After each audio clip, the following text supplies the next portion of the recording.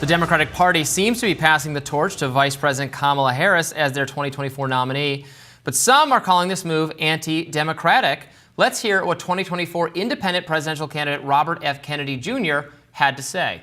If the Democrats do what I suspect they're going to do, which is to anoint Kamala Harris, a vice president who is monumentally unpopular within her own party, but they're doing it because it's the easiest way to hold on to the money. It's a cabal that is choosing the same way the Soviet Union did. Russia has elections. Vladimir Putin wins with 88% of the vote because he controls who can be his opponents. And he controls the media. And the same is true now of our political parties in this country.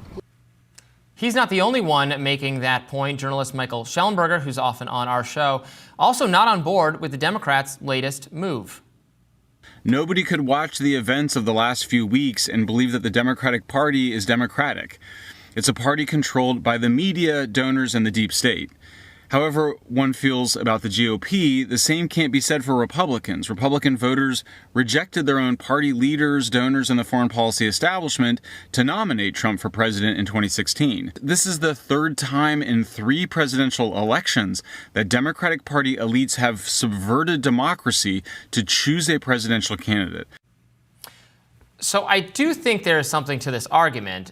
The issue is the process to pick Joe Biden again, to re-nominate Joe Biden for the presidency this cycle was not very democratic itself because they didn't hold actual debates. They did not run competitive primary contests. They didn't give Dean Phillips, Marianne Williamson, RFK Jr., when he was actually in the party, any chance. The attitude of party leaders was it's going to be a coronation for Biden because he's the incumbent president, and our policy is, when you're the incumbent, you're not supposed to face a real, genuine primary challenge. That's what people like Simone Sanders said on TV every time she was asked, no, Joe Biden will be the nominee because he wants to be, and he's already the president, so we're not doing a real process. So there wasn't a democratic process to arrive at him again. So I get that.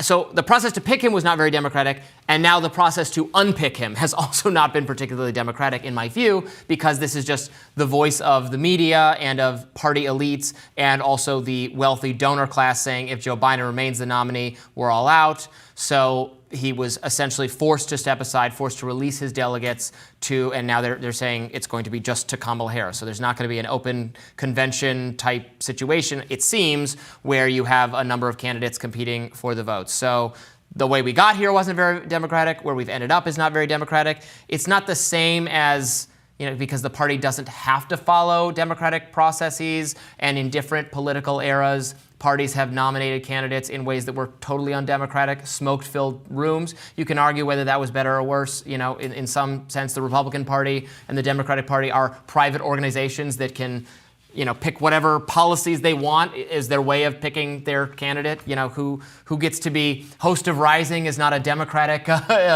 procedure. We don't have the viewers vote on it. It's, a decision that's made by the company, right? Because we're not obligated to follow democracy in all facets of all life. However, I would say at the same time they're running on this democracy is such a fundamental good.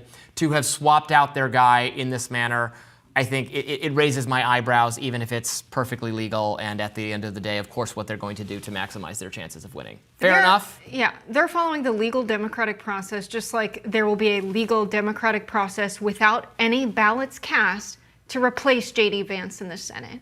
If you're saying this is anti-democratic, that's ridiculous. She's on the ticket. People voted for her to become the vice president, knowing that if Joe Biden stepped aside, that she would either inherit all of the resources of the campaign, or if he stepped down as president, that she would become the president. What? He is the incumbent. But he's not stepping down as and president. So that would be a great argument if he did step down as president, but he's not doing that. But I also just said she would inherit the resources because she's on the ticket in the campaign. They are running mates. They already won an election together before. That's how our electoral process works. He did win when she was on the ticket, the nomination for president with an actual primary process. I have disagreements with how the primary process goes, but they followed the legal process. The Democrats' stance on democracy being in peril is because Donald Trump wants to govern as if he is a king. He wants the executive branch to have absolute power. He doesn't care about people who are appointed to serve in positions, people who are elected to regulate those federal offices. The Department of Homeland Security is subject to the purview of Congress per the Constitution.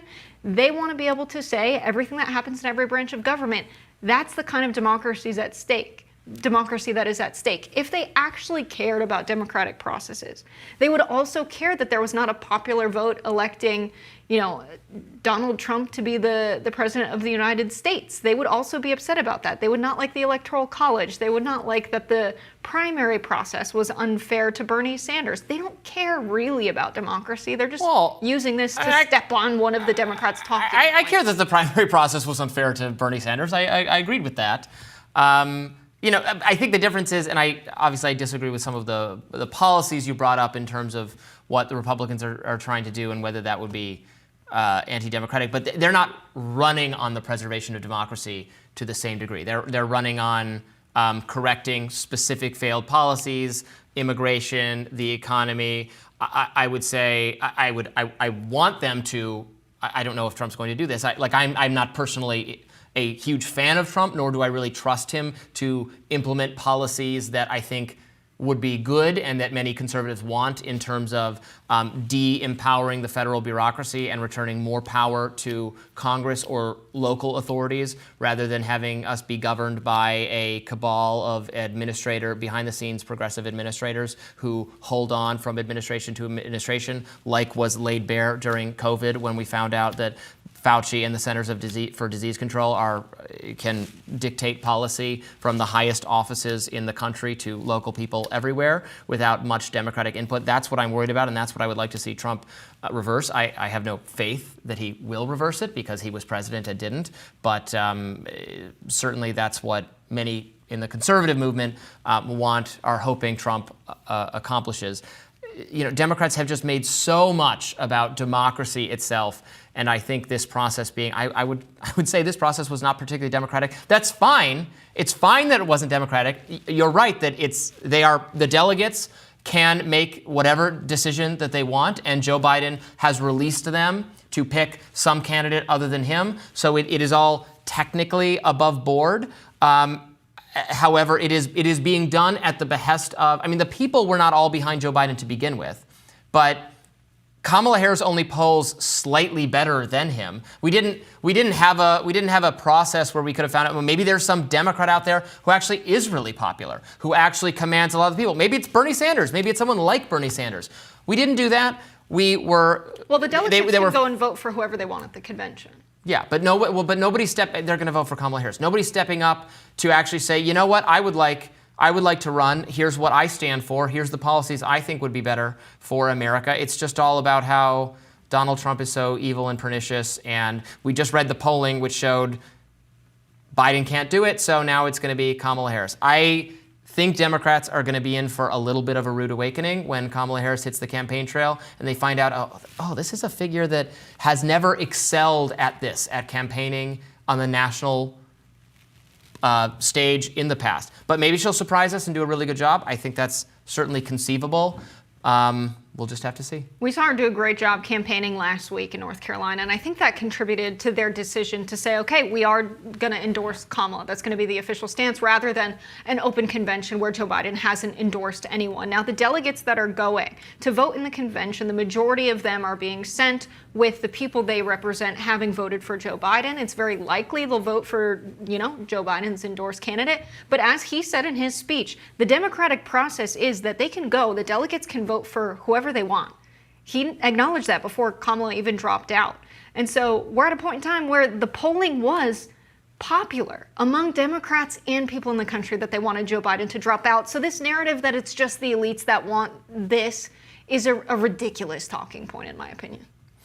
I think you're right. The people were not sold on Joe Biden in the first place, but it's the elites changing their attitude. The elites were for Biden, and they they betrayed him, and that's why he's not the nominee. You're right that the people were not. This isn't being done over the people's objections. It's not like the people are like on the Republican side. The equivalent would be Trump, who his people are absolutely behind, what if as a result of the conviction, somehow they did some behind-the-scenes, high-level Republican Mitch McConnell scheming process to have the delegates select Nikki Haley instead of Donald Trump. That would be the equivalent of a kind of coup here. So that would be different because the Republicans, the base, is totally behind Trump.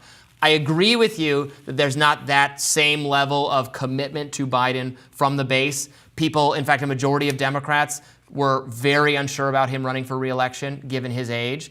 But the party leadership was all behind him, and the media was all behind him, and they have turned on him, and that's what caused him to exit. He didn't exit because the people were not for him in the first place, in which we never would have gotten. Like, if the people had been listened to, we would never have even gotten to this point. So that's why I think the narrative that it's an elite thing is going to take hold. But I agree with you that it's not. It's more complicated than that because this is not being done over the wishes. The wishes of the people are not being invalidated, but the will of the elites is actually what is triumphing on the Democratic side because they changed their mind. I would say it that way. Yeah, I think there are probably some people that are Republicans that are upset that the elites that wanted Donald Trump to not win the nomination. Yeah, they lost. They wanted someone else. I think those elites, because they lost, which was not all of the elites in the Republican Party, but some of them, because they lost their battle to oust Trump, they're jealous that the elites that pushed Joe Biden out with the support of most Democrats and most people in America, that they were successful in their efforts. And that's real democracy. That Joe Biden, just because his ego wants him to be the nominee, that's not enough in a democratic system. If your party doesn't support you and if the people don't support you, you shouldn't run again.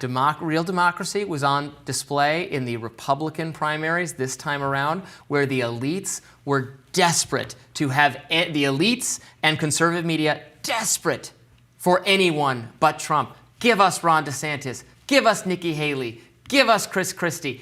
Anyone. And the voters decided democratically, no, we want Trump again. Trump is our man. We're sticking by him. We don't care. They told the elites to go take a hike, and they got Trump, and they made them bow down and bend the knee to him. And it was the voice of the people on the Republican side that has guaranteed Donald Trump is still the candidate, despite the wishes of the elites. I think it's an interesting contrast. The guy that cut corporate taxes so much that we saw corporate profits increase 50%.